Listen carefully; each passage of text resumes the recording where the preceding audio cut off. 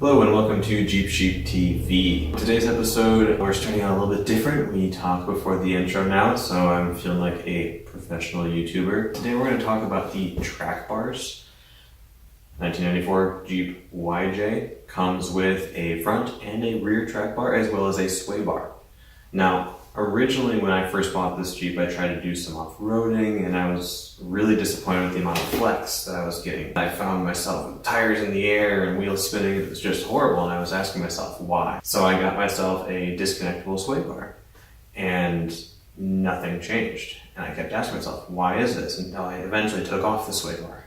I noticed no change in stability or body roll. I did some research online and turns out it's the track bars. The track bars are supposed to limit your axle from moving side to side, is my understanding of it, but on the YJs, they all come with these track bars which have a tendency to bind the suspension, causing limited flex. What I did was I removed the track bars with my sway bar also gone, so now I am safety feature completely free, and I have noticed some significant results. Alright. This rubber seal. Don't forget this, you need these. Them in a star pattern.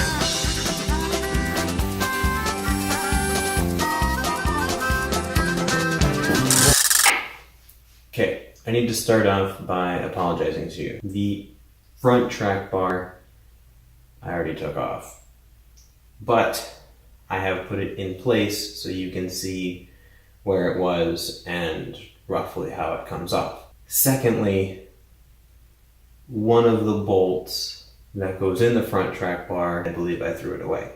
I have another bolt in place. The rear I did in real time. I was taking it off for the first time on camera, whereas this one I will just be mocking up how it comes off.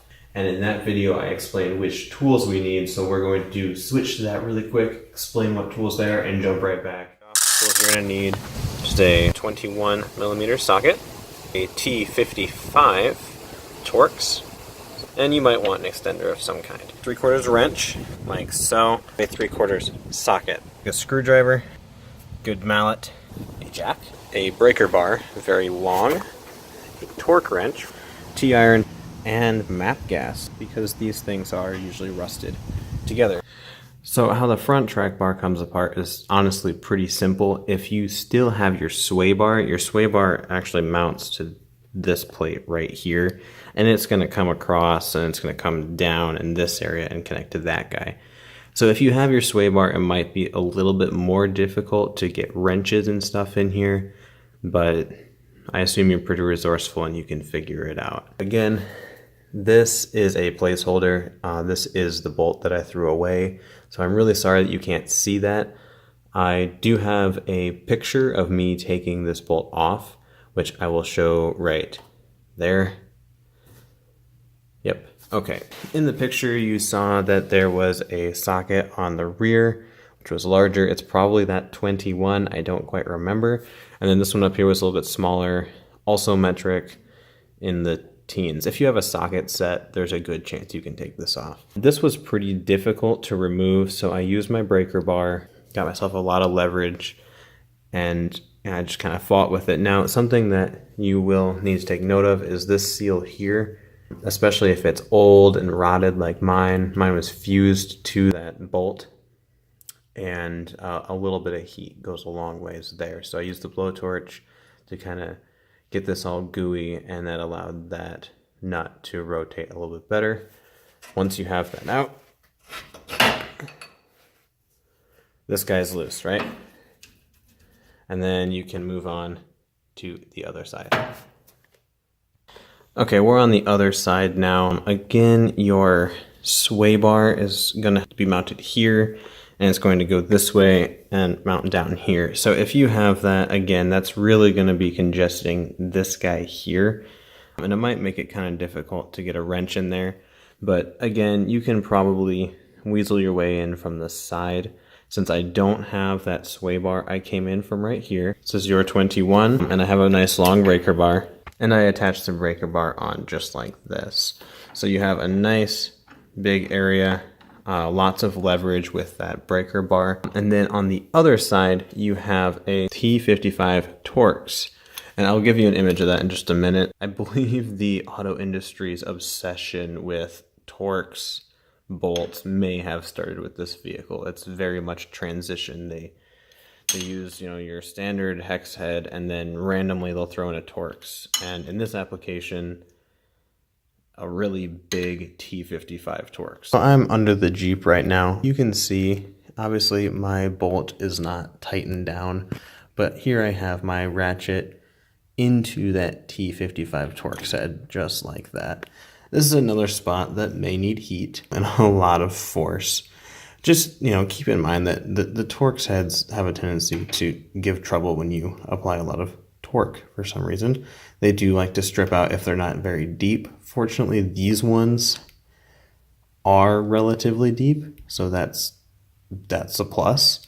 Something I like to do is I will push stuff up against the leaf spring if at all possible, whether it be on this side or on the other side, loosening or tightening.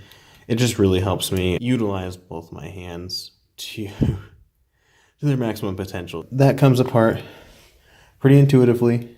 You twist and that bolt comes out. This guy here, you see there is a piece of steel surrounding your bar. This is going to be in here pretty tight, so you might need a mallet to take this out. I believe for me, I stood on the other side of the car and I just kind of yanked on it, and that worked out just fine. But your seal may be fused to this mount here, in which case, give it a generous amount of heat and that should come out for you. Honestly, that's all there really is to the front track bar outside of finagling it out of the front of your vehicle, because you have other linkages present. Once you can get it out around them, life should be pretty easy for you. Next, we're going to go into the rear track bar, which I actually, like I said, did before this video, and it was done outside as opposed to inside my garage. Okay, so right off the bat, there's something I forgot to tell you, which is can't actually get your socket in there without taking off or disconnecting this rear shock. So what we're going to do is we're going to come down in here. That's a 3/4 wrench, which we are going to set right in there. And then we have a 3/4 socket on the other side. And we're just going to go ahead and loosen that and pull the shock out of the way. And then we should be able to get in there no problem. And just like that, we're disconnected and we're back in action here. We've got the socket on the nut and we are going to try to take this out. It's going to be pretty tight, so watch for that. Alright, so now we've got this guy loose and coming off. Got a washer in there, most likely. Now, in theory, you should be able to tap this end with like a small hammer or something, and this guy will come out the other side. That's not the case. For me, I am rusted solid. Pretty unfortunate, but that's what the heat's for, and that's what the breaker bar's for. So we're going to try to get that out of there and see what happens. As they teach you in school, a little torque at the end of a 3-foot stick goes a long ways. Sorry, I'm trying to hold the camera and do this. But it is slowly turning. Just gotta wiggle that out of there, maybe heat it up a little bit, and we should get that right on out. So now what I've done is I have gone in here. I was able to get this washer loose, and I took a screwdriver and I pounded it in with a small hammer. And so now I'm applying a pressure on here like that as I rotate the breaker bar back and forth. And it seems to be working. The key to this secret here, and I will demonstrate for you real quick, it's very fun to watch, is I took some of my MAP gas and I heated up this rubber seal right here. That was binding pretty bad and was holding it pretty tight. So I just got it all nice and warm, so we'll kind of let go of that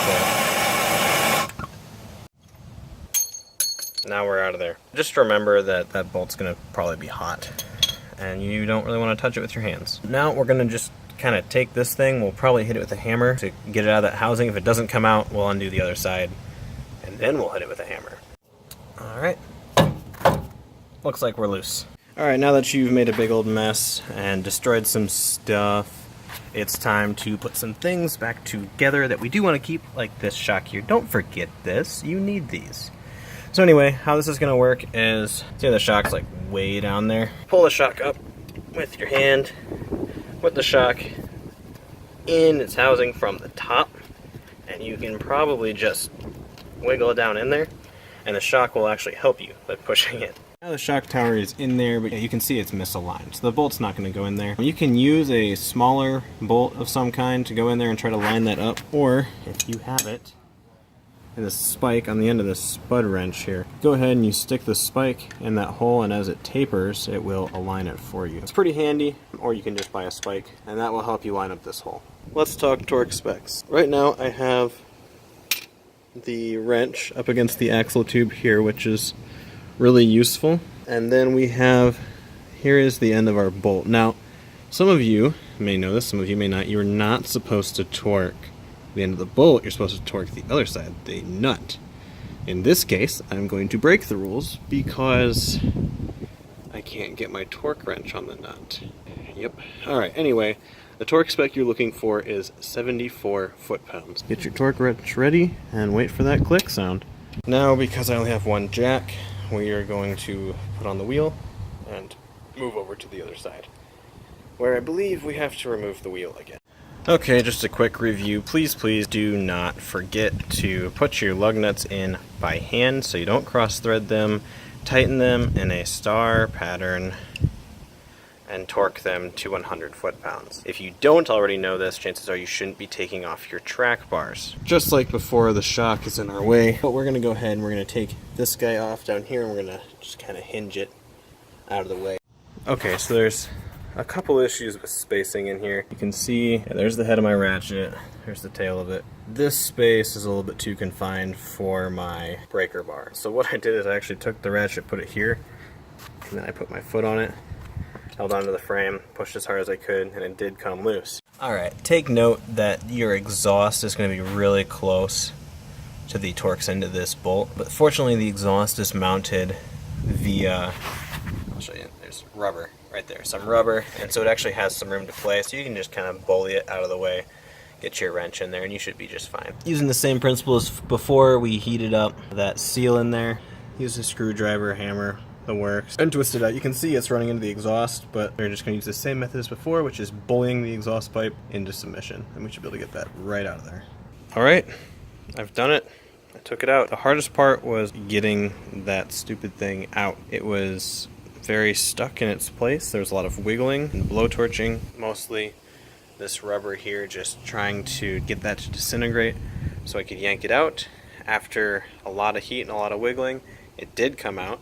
So, just to close here, we're going to go in, put this guy back together, torque it to 74 foot-pounds, put the wheel back on, torque that to 100 foot-pounds, and we're going to call it a day. I have noticed some significant results from that. A really good example, because I live in a metropolitan area and I haven't actually been able to do a lot of off-roading lately, is I drove over a curb, and instead of it jostling me like crazy, I was able to ride over it smooth as butter.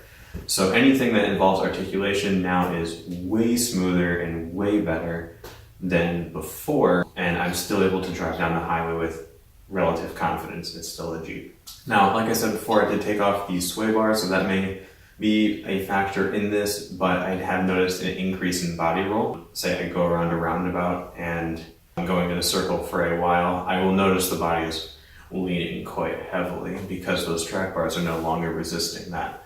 But outside of body roll on a continuous circle, I've noticed very little to no instability while driving this vehicle after taking out these significant safety features. Alright, rocking it out in selfie mode with the Jeep sheet. So, just here to remind you, if you like what you see, if it helps you in any way, don't forget to subscribe, leave comments, like stuff, whatever. Give me feedback. I like making videos. I like when people talk to me about them. Yeah, that's all I got. I was made for her and she me too, and I'm confident that she'll think so too, and she'll be coming back.